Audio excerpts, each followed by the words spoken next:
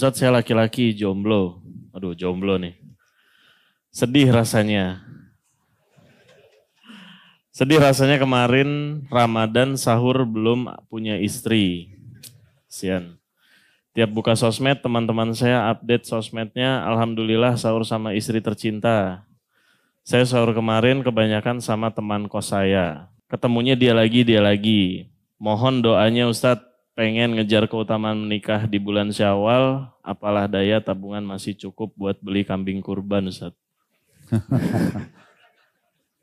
Ini sudah pernah kita jelaskan teman-teman. Antum harus bersyukur nih, bujang-bujang jomblo-jomblo ini. Antum hidup di Indonesia. Negara kita ini luar biasa. Saya sudah pernah jelaskan tuh. Pernikahan di kita ini maharnya perangkat alat sholat. Ya. Murah banget itu. Ya. Di beberapa negara saya pernah ke Jordan, tanya maharnya aja. Dan hari ini di saat hari sekarang lagi ada Profesor Dr. Ziyad Abadi, beliau juga menceritakan kepada saya tentang masalah waktu anaknya dia mau nikahkan. Biayanya besar sekali. Ya. Itu kalau biaya $10.000, $8.000 itu yang paling murah pernikahan di negara mereka. Itu mahal sekali gitu ya. Jadi memang, maaf, 1 miliar, 100 ya. Pokoknya bahasanya kemarin saya itu sekitar 1 miliaran, cukup besar gitu. Untuk menikah saya, jadi susah. Di beberapa negara-negara lain juga seperti itu. Mereka sangat mahal. Kita tidak bicara secara spesifik beberapa suku kita Indonesia mungkin yang mahal ya. Tapi cukup banyak tempat-tempat yang menikah. Saya pernah bertemu dengan beberapa orang dari kerabat kami yang mau menikah. Kemudian datang ke salah satu wilayah di Jawa Timur, saya nggak usah sebutin. Kemudian dibantu oleh teman-teman kerabat-kerabat yang sudah di kota itu. Datang keliling. Datang ke rumah ini, terus deal gitu untuk menikah dengan satu rumah pada saat sudah lihat cocok. Terus kemudian seperti orang yang deal dalam arti ini oke menikah, berapa biayanya. Dia juga kaget, ternyata biayanya semurah itu. Ya, dengan sangat mudah gitu. Jadi harusnya bisa ya. Jadi nggak usah khawatir tentang masalah itu. Yang penting kita jalankan hadis Nabi SAW, wa ankihul akfa aminkum. Nikahlah dengan orang yang sepadan dengan kalian dan tidak usah menunda. Ya, justru kalau kita memulai dengan istri dalam kehidupan kita yang apa adanya, kemudian nanti kita berkembang bersama-sama itu lebih bagus dibandingkan antum harus mapan dulu baru antum menikah kan gitu. Tinggal berdoa kepada Allah Subhanahu wa taala supaya didatangkan jodoh yang bisa menerima kondisi dan keadaan kita, itu bukan mustahil. Saya pernah ceritakan kalau masih ingat di Yaman itu ada satu orang hafid Quran buta matanya. Dia nggak kerja apa-apa karena dari kecil buta dia di rumah saja tapi ayah ibunya panggil seorang guru ngaji sampai dia hafid Quran. Subhanallah fitrah manusia di umur 20-25 tahun dia tertarik ingin menikah. Dia bilang sama ayahnya, ayah saya ingin menikah. Kata ayahnya, nak siapa yang mau sama kamu ini? Gak ada kerjaan, cuma ada di rumah tapi nanti coba kita carikan jodoh gitu. Lalu kemudian dia merasa kecil hati karena kok ayahnya malah bilang seperti itu. Lalu dia bilang, anak ini cerita dan ini menjadi bahan cerita di dai-dai di Yaman gitu ya. Dia cerita, dia bilang selama sebulan saya berdoa kepada Allah bukan hanya sekedar dimudahkan nikah, tapi mendapatkan jodoh yang kaya, yang cantik, yang pintar, ya semuanya berkumpul kebaikan itu. Dia bilang sebulan kemudian saya mimpi saya melamar seorang anak wanita dengan sangat detail dalam mimpi saya, namanya, nama ayahnya, terus alamat rumahnya gitu. Habis sholat subuh dia bilang saya datang kepada ayah saya lalu saya bilang, ayah apa memang di sekitar kampung kita ini ada kampung lagi di sebelah yang bernama kampung ini? Dalam mimpi dia. Ayah mengatakan iya. Apa di situ ada keluarga marganya ini? Ayah mengatakan iya. Apa di situ di keluarga itu ada anak perempuan bernama Fulana? Pokoknya perempuan ini terkenal karena anak tokoh masyarakat dan orang kaya juga banyak orang yang lamar karena kecantikan dan kepintarannya.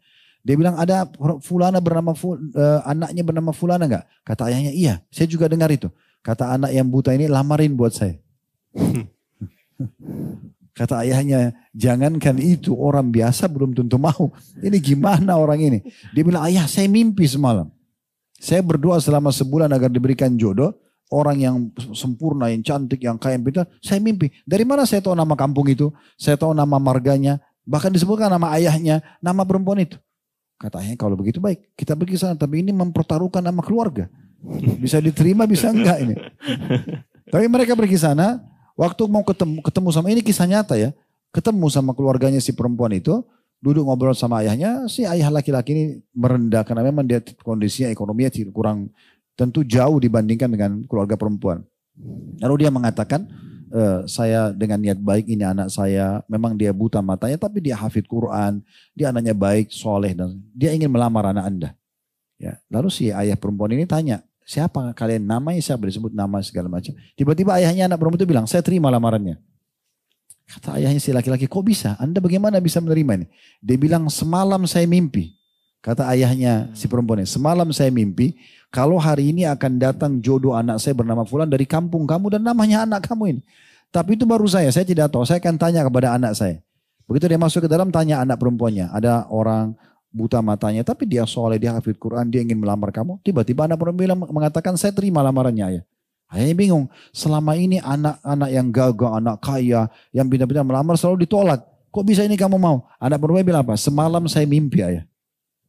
Kalau akan datang jodoh saya, namanya Fulan yang Anda sebutkan dari kampung itu, dan itu jodoh terbaik buat saya, menikah. Itu contohnya gitu kan. Jadi sebenarnya tidak ada sesuatu yang berat. Kadang-kadang kita yang membesar-besarkan masalah seakan-akan sulit, tapi tidak gitu kan. Kemudian itu satu sisi yang lain, teman-teman sekalian, ini saran saya, jangan suka update status tentang kemesraan ini. Ya.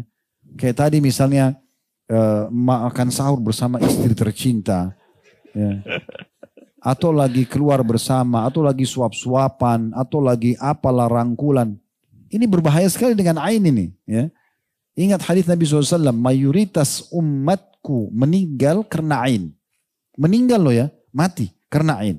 Dan dalam riwayat lain kata Nabi SAW, hati-hati dengan ain karena ain itu benar-benar terjadi.